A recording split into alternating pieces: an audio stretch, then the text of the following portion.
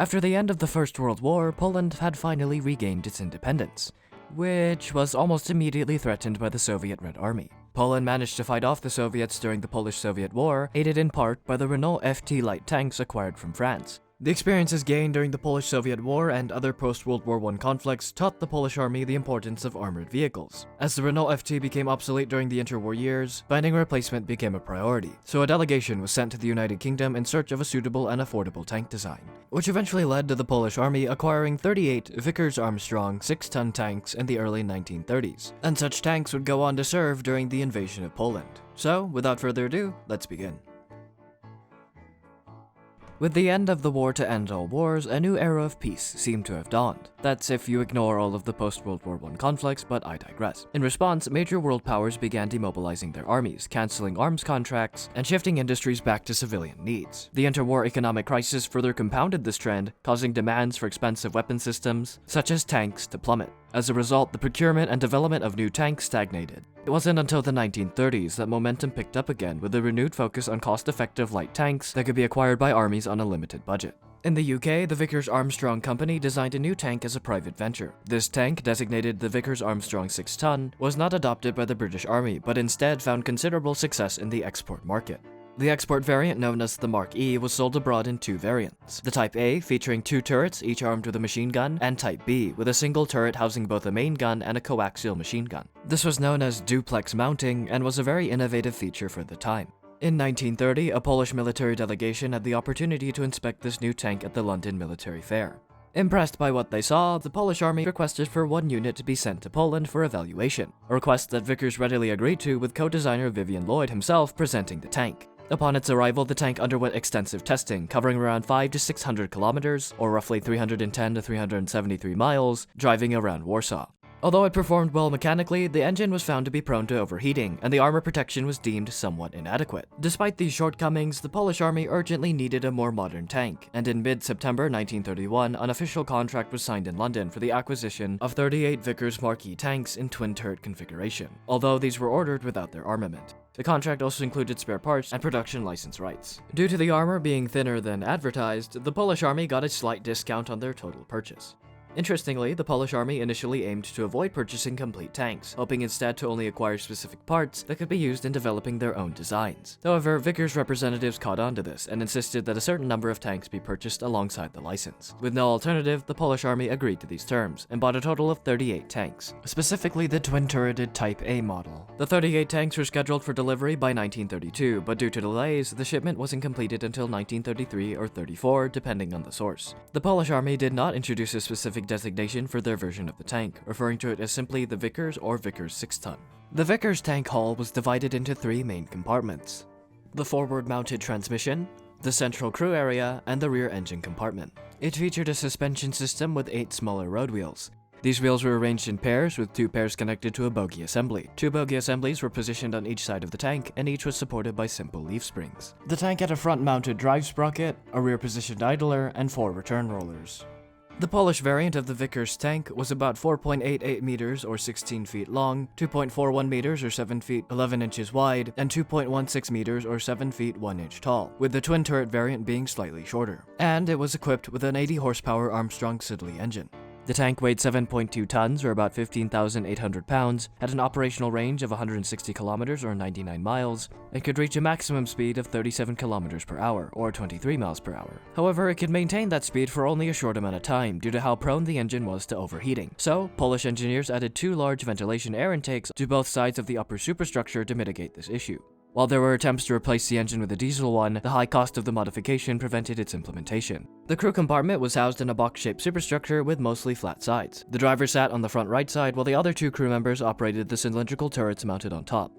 The 38 vehicles were initially delivered without armament, as the Polish army intended to equip them with weapons from their inventory. Lacking better alternatives, the Poles first installed strip-fed 7.92mm or 0.31-inch Hotchkiss WZ-25 air-cooled machine guns as a temporary fix. However, from the outset, the Polish army planned to upgrade the tanks with more powerful 13.2mm or 0.51-inch Hotchkiss heavy machine guns, which would significantly increase firepower and even offer some limited anti-armor capabilities. One major challenge was how to install this massive top-fed weapon in the Vickers cramped turret. The Poles anticipated this issue and requested that Vickers add a boxy extension to the top of the turrets, providing sufficient space to load the heavy machine guns without difficulty. The 13.2mm Hotchkiss was mounted in the right turret and operated by the commander. As for the secondary armament in the other turret, it would be either the 7.92mm Hotchkiss or the improved 7.92mm WZ-30 Browning, the latter being preferred but in short supply. The ammunition load for the main armament was 720 rounds, while 2,500 rounds were carried for the secondary armament. Ultimately, only 16 vehicles were modified to this configuration. Due to the slow delivery of heavy machine guns, which had to be imported from France, a temporary solution was implemented in 1933. At least 6 tanks were outfitted with the French 3.7cm or 1.45-inch Pitot SA-18 gun, which was mounted in the right side turret. However, this was merely a stopgap measure, as the gun's aging design and poor anti-armor performance made it unsuitable for long-term use. By 1936, the heavy machine guns were removed from all armored vehicles and reassigned to the Navy. As a result, the remaining Vickers Type A tanks were rearmed with 2 Browning WZ-30 machine guns. The Polish army quickly recognized the many disadvantages of using dual turrets. Multi-turreted tanks were an interwar concept heavily influenced by combat experience from the First World War. Some multi-turreted tanks had a modest 2, such as the Vickers Mark E Type A, and some had a monstrous 5, like the T-35 or the A1E1 Independent. While in theory, multiple turrets provided a broader range of fire and allowed a vehicle to engage multiple targets simultaneously, the reality was far less favorable. The use of 2 or more separate turrets needlessly complicated the vehicle's overall design and seriously limited the size of the armament that could be installed, leading to the abandonment of the idea by all powers that fielded such tanks. The Polish army also came to this realization, and so, in an effort to improve their armored vehicles, a delegation was sent to Vickers with the intent to acquire larger turrets armed with 47mm guns. Eventually, an agreement was reached for the acquisition of 22 turrets, which were delivered in March 1934. The modification process was relatively straightforward. The upper superstructure armor plate was replaced, and the new single turret was mounted on top. All 22 vehicles for which the conversion kits were available were modified by the end of 1935. The new Vickers Type B turret featured a relatively simple design. The front was fitted with a larger riveted plate where the main armament and coaxial machine guns were positioned, allowing for easy removal and the replacement of the main armament when needed. Additionally, a 2-part escape hatch was installed on top of the turret. It was armed with a short-barreled 47mm Vickers QF cannon. This was a low-velocity gun capable of penetrating some 25mm or 0.98 inches of flat armor at a distance of 500 meters, or 1,640 feet. The total ammunition load consisted of 50 rounds. The secondary armament was a coaxial WZ-30 Browning machine gun, with an ammunition load of 5,940 rounds. While the Polish army considered the tanks' armor to be quite inadequate, this deficiency was never fully remedied. The hull was protected by 13mm or 1.51 inches of all-round armor. The superstructure was slightly lighter, with 10mm or 0.39 inches of armor on all sides. The turret had 13mm of armor all around, and the top and bottom had only 5mm or 0.19 inches of armor. The twin-turreted Vickers Type A had a crew of 3 members. The commander, who also served as the gunner, was seated in the right side turret. Opposite of him was the second gunner in the other turret, and the driver was seated on the right side of the hull. The Type B variant retained a crew of 3 members. The only difference was that the commander now also acted as the loader for the new gun, while the second crew member, now in the same turret as the commander, was the gunner. The Vickers tanks that were supplied to Poland lacked radios. The Polish army explored the possibility of installing radio equipment by modifying one tank, but the project did not go much farther than that. The Vickers Mark E's design would be the basis for the locally produced Polish 7TP tank, which fixed many of the problems that the Polish military saw in the Vickers tanks. In the years prior to the outbreak of the Second World War, the Vickers tanks were mainly used for training and, on occasion, for experimentation by the Polish army. In August 1939, rightfully anticipating a possible war with Germany, the Polish army began mobilizing its forces. The available Vickers tanks were allocated to 2 units, the 121st Light Tank Company, commanded by Lieutenant Stanisław Rączkowski, part of the 10th Cavalry Brigade, and the 12th Light Tank Company, commanded by Captain Czesław Bloch, which was part of the Warsaw Armored Motorized Brigade. These light tank companies were provided with around 10 to 11 single-turret and 5 to 6 twin-turret Vickers tank variants. In theory, each company was divided into a command tank and 3 platoons, each with 5 tanks. However, it is unclear if these 2 units were ever fully equipped, and they were likely not, because by that point, many of the Vickers tanks were worn out and in poor shape. The 121st Light Tank Company served as a mobile fast reserve for Armii Kraków, and it was stationed in a forest area near Kraków. The unit saw its first combat action on the 3rd of September, attacking the German 2nd Motorized Regiment. With their help, the Poles were able to temporarily stabilize the front line in the Kryszczynów area. That night, the mobile reserve engaged a German reconnaissance unit, destroying 2 armored cars and 3 enemy tanks, at the cost of 2 of their own Vickers tanks. On September 5th, after further combat, the unit received orders to move towards Myślenice. However, due to the urgent need for armored support, they were redirected to Dombie. On the 6th, one tank was lost to enemy fire, but the company still managed to help stop the German advance towards Bocquelet. By September 8th, the 121st Light Tank Company and other Polish forces in the area were forced to retreat. Miscommunication between the individual company commanders and the Polish upper command left the units without supplies and ammunition. During the retreat, the tanks almost ran out of fuel, but fortunately a nearby village could spare enough fuel to allow them to reach Kolbuszowa. By the 11th, the remnants of the company were divided into two small groups. Some were assigned to the 6th Infantry Division for reconnaissance duties, while the remaining 3 tanks were handed over to the 21st Mountain Infantry Division, which was fighting the Germans near the town of Oleszece. As the frontline situation worsened and communications collapsed, the tanks continued to struggle to find fuel. By September 20th, the 21st Mountain Infantry Division was encircled by German forces. In the ensuing heavy combat, one Vickers tank was destroyed, while the remaining 2 continued to fight until the unit was forced to surrender on the same day.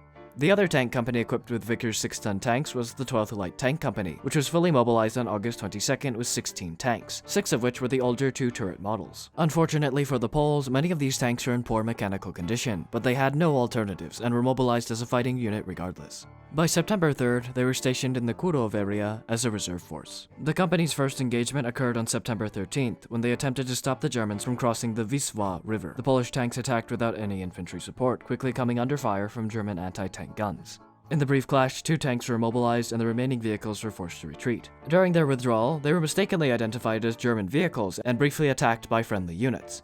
Following this incident, the battered 12th Light Tank Company had to withdraw to the Polish rear defensive line. By September 18th, the situation had worsened significantly due to a lack of fuel, forcing the tank crews to salvage fuel from trucks and cars that they found. The unit had lost 8 tanks at this point, 2 were destroyed in combat and 6 were abandoned due to damage or lack of fuel. That same day, the company supported the 1st Mounted Rifle Regiment in a counterattack against the advancing Germans. However, the counterattack failed and the unit lost 2 more tanks during the German response. In total, the 12th Company lost 7 vehicles in combat, with the final one being lost the following day. Aside from these 2 tank companies, 2 additional ad hoc units also operated Vickers Mark E tanks. The Training Center No. 3 had at least 4 tanks which were most likely abandoned before seeing combat, and a few Vickers tanks from Training Center No. 1 were used in combat against the Soviets before being lost. The Germans managed to capture between 10 to 15 Vickers tanks in various conditions. In contrast to other captured Polish armored vehicles, these were not used by the Germans, likely serving as a source of spare parts for the more advanced 7TP tanks, which were based off of the Vickers Mark E's design. Similarly, the Soviets captured a few Vickers tanks, but they were likely scrapped or used for spare parts for their T-26 tanks, which were based off of the Vickers Mark E design. The Vickers 6-ton tank was an innovative and capable design for the early 1930s, but by the time it saw combat in Poland during World War II, it was obsolete. Nevertheless, the brave Polish crews using them fought tooth and nail to defend their homeland, and the tank's design would be the basis for the very successful Polish 7TP tank. And that's a wrap.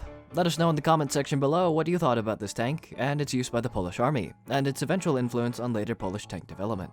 Also, if you have any questions, feel free to ask them in the comments. If you haven't done so already, we invite you to stay subscribed and stay updated on future Tank Encyclopedia content. If you'd like to contribute further, consider supporting the Tank Encyclopedia on Patreon or PayPal. And on behalf of the Tank Encyclopedia, I would like to extend a special thanks to our medium and heavy tank Patreon supporters: Alex Harvey, Andrew Oberg, Gustavo Sanchez, Owen M, and the Sasquatch. Your generous contributions help fund Tank Encyclopedia books, illustrations, and video production, like this one. I'd like to give a big thanks to the Tank Encyclopedia team for keeping the history of armored vehicles alive on the internet, and also for letting me narrate one of their videos. I've been your host, Mr. G, and I too have a YouTube channel called Geeky, where I cover topics related to armored vehicles and history. There will be a companion episode to this video about the Polish Air Force, which should be coming out soon. Once again, many thanks to the Tank Encyclopedia for letting me narrate this video, and until next time, keep us in your sights, and have a great day.